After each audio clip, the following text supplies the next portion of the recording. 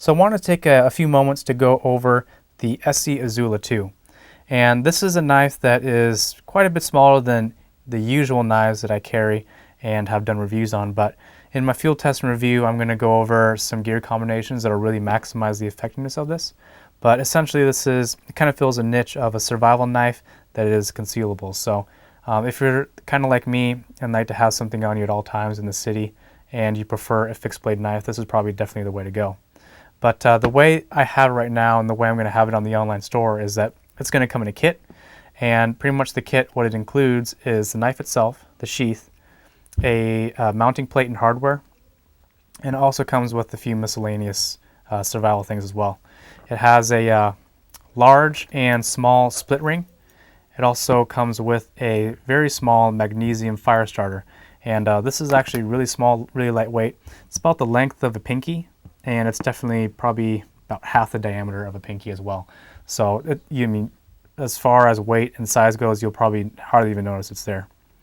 It also has a little plastic spring clip, which you can use in conjunction with the sheath or whatever, and a small retention device, just in case the spring clip does come off for some odd reason.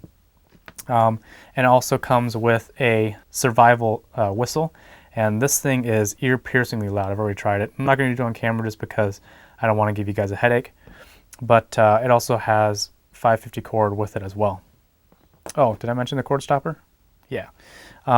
So when it comes to you in the mail, it's pretty much going to come unassembled. So this plate and all the hardware is going to be off, just because there's a million ways you can probably configure how to carry it.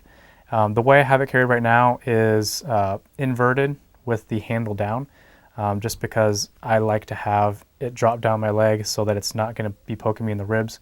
And also if I decide to put it on my backpack strap, I can carry it like so and then just pull down whenever I need to. But yeah, let's go over the features. So this sheath is actually probably one of the best injection molded sheaths that I've probably came across. And the big thing about it for me is that when you shake it, there is no movement and no play. Silent, so it's really good if you're hunting and that sort of thing. You're not going to have a knife rattling in there. The sheath also has a nice large lanyard hole, so you can put a carabiner in there, whatever, as a secondary retention to this spring belt clip. But this belt clip is really taut and really strong and really stiff, so the likelihood of that happening is very slim, but just in case you do have that backup.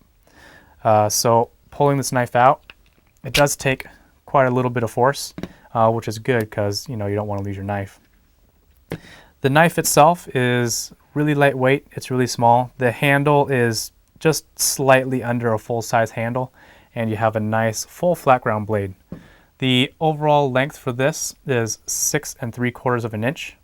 The actual blade is 2.63 inches, and the thickness is just a little over 1/8 of an inch.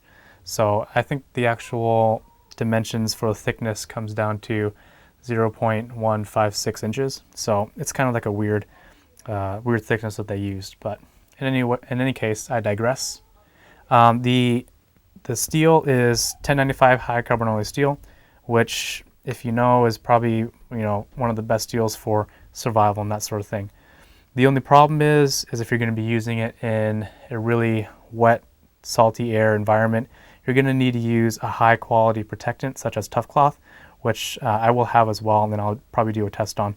But it's definitely something that you should have, just because if you're going to be spending this much time and you're going to be relying your life on something like that, you definitely want it to be nice and clean.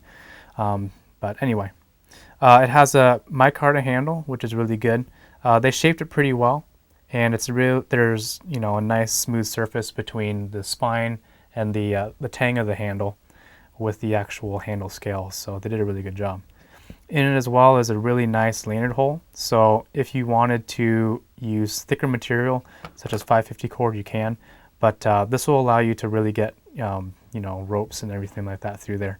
And because of the handle shape, it's going to allow you to lash this to a spear or anything like that, because the back of the blade is a little bit thicker, so it'll essentially funnel any cordage towards the middle. So when they were designing this, I think they did a really good job. When I first got this little whistle, I had a hard time trying to figure out how exactly to work it. And it took a little bit of research, but I'm going to show it to you guys here just so you have it.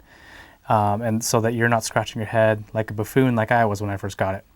The whistle comes in two parts. You have an outer sleeve, and then you have the actual inner part, which is the whistle.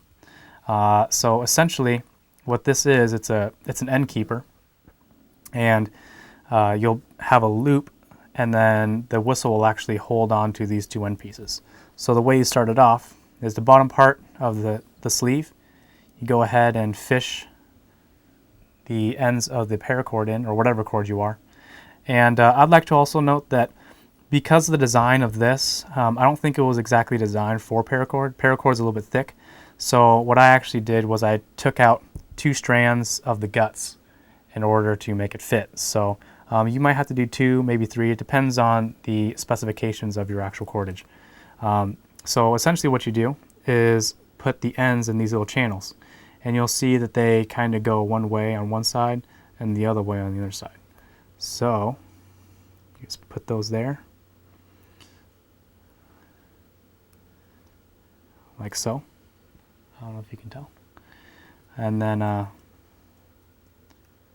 go ahead and slide the whole assembly into the sleeve, and you'll push and you'll hear a click, and that's when you know that the whole thing is nice and secure. So you're gonna have to do a little bit of experiment on how many strands you want. Of course, start with 1, then 2, then 3, because you can easily take them out, but you won't be able to put strands back in. And then you'll have a nice little retention. That is the Esee Izula II, and look forward to a field review and test later on. Thanks. Bye.